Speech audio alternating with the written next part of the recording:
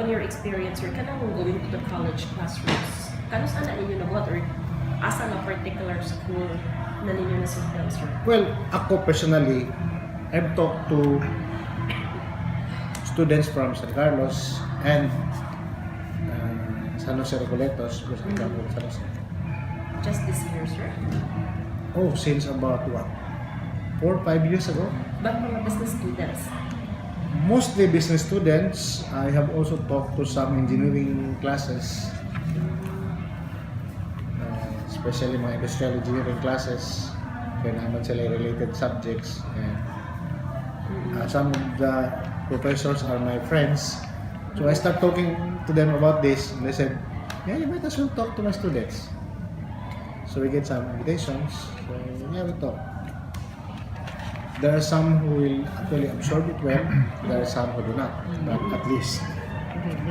That's actually my next question. Di ba sometimes if you're given a lecture on something, lami ra kay paminawon, but when it comes to the actual application, murag lisod na, especially when you deal with money, kay lami jud kay ipalit og something. The younger you go, the lesser the attention, because they think that they don't need it yet. But if you ask me, that's the right time to really prepare them for that, because very soon they will start raising a family. Very soon they will have 0 to 1 year old, 2-year-old kids. That's the right time to prepare for education of the kids, because you don't prepare for the education of your children when they are going to college. No? So, in fact, yung mas classroom na, magkanagkaway pa na, oh, kaniskuhan kayo, mag-minute na ni. But, really, it's good if they start early. Now, with regards to millennial mga professionals sa karon, it's true nga mag-una pa sila mag-upgrade sa gadgets than starting on a savings program. But, on the other hand, because of advocacies like what we are doing, no? And because of a lot of things going on in all forms of media, TV, you have a lot of programs in financial literacy. There are now quite a number of registered financial professionals as well talking on TV about financial planning. I think these things are contributing to increasing awareness on financial planning and financial literacy also. So people are becoming more and more aware, and we continue our work on this. And we see more and more young people also embracing the financial planning concept. Whereas ngayon 10 to 15 years ago, it would be very difficult to convince a 25-year-old to start investing. So nowadays, it's still difficult, but it's a lot easier than when it was 10 to 15 years ago. Daghan sa kayo na sa internet, daghan na kayo, on Facebook, you see a lot of posts about finances, about investments. Sometimes there are right investments, sometimes there are wrong investments, but it helps in increasing people's awareness. Sir, when you say increased na ang awareness sa mga tao ng financial literacy, what's engaged, sir?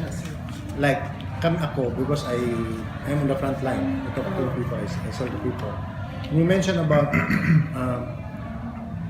this, for example, when I start talking about what I want to talk about is investing in mutual funds, then they become very interested. Because somehow somebody has talked to them about, yeah, unsa dito ng mutual funds. So we talk about investments. Or when you start talking about this is about education planning, then people become interested. Saan dito ng pag-plan for education funding? Because people are becoming more aware that it is now a more personal matter to them. Nobody else will plan it for them, but they themselves. So they want to learn how to do it. So that's ang mga approach mo karon is, yeah, we will sit down with you, we will plan with you. It is your plan. We are just assisting you on how to do it. We're just providing you the tools to do it, and we will be your guide. As financial advisors, we will be your guide. So this is how we're going to progress. So financial planning and financial education is a continuous thing. It does not happen na siya after 1, 2, 3 sittings. It's a continuous activity with the financial advisor, no? And I'm also happy nga more and more people are also considering even the career of financial advising. Kasi sa una, marag kung sa muna, bigyan ka the insurance or ano. But karon more and more young people are also getting into the career as a legitimate career choice. Sir, is it correct to say na because of the increased awareness, there's also a rise in the number of people now more venture into insurance na? Venture meaning buy insurance? Of course, yes. Yes, also. As And compared to the last... as compared to the past 2 decades. Mm-hmm. Right now, I think the insurance industry is growing tremendously at about 40 to 50% 40 to 50? per annum. Per annum. Safe side siguro na mga 41-42%. 41 to 42% if I'm right. So that's because of this increasing awareness. And people actually are calling sa una murag lisod kayo mag-appointment ang insurance advisors.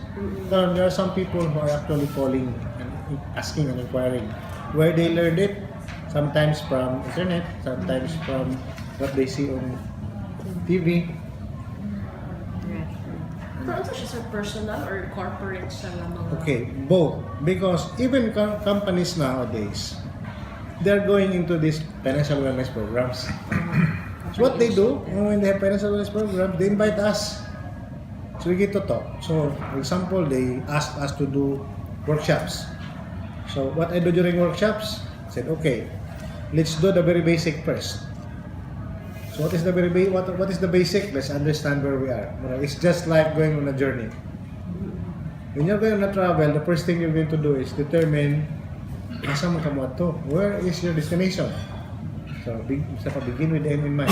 Where is your destination? What is it that you want to achieve? And then goal set sa ta. Short, medium, and long term. Short-term goals is kanang imong day-to-day expenses, month-to-month mga expenses, and tanan nga imong kinahanglan gastuon within the year. Medium-term financial planning is like, what do you want to achieve financially within 5 years? You want to buy a new house, renovate the house, buy a new car, whatever. 5 years. Say, mag-minyo, travel, basta 5 years. Long term is beyond 5 years. So diha na namusod ang education planning if your children are very young, retirement planning for that matter, because retirement, you don't retire until you are 50 or 60. Some will say, you want to retire at 40. And I said, why? Why do you want to retire at 40? So because I want to go into business. Then you are not retiring. You're just changing careers. Retire means you just want to live off your money. That will happen sometime when you're 60 or 65. So let's plan to retire at 60 or 65. So dugay pa man kayo na. But the right time to plan is when it is early. The younger you start, the more resources you have when you retire. So ano na siya atong principle ana. And then yung short, medium, long-term goals. After ana, we ask them to write. Asa na makakaroon? What are your current resources? Sa school, yung tanga, may makita mong himo tawag mga income statement, ano ba, mga feasibility study, but you never did that to yourself. So what is your net worth? Are you positive or negative? Pila mo yung assets, pila yung liabilities. So how do you determine assets and liabilities?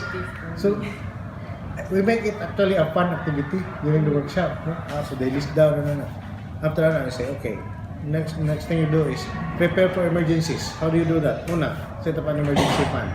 How much emergency fund do you need to set up? At least 3 months of your current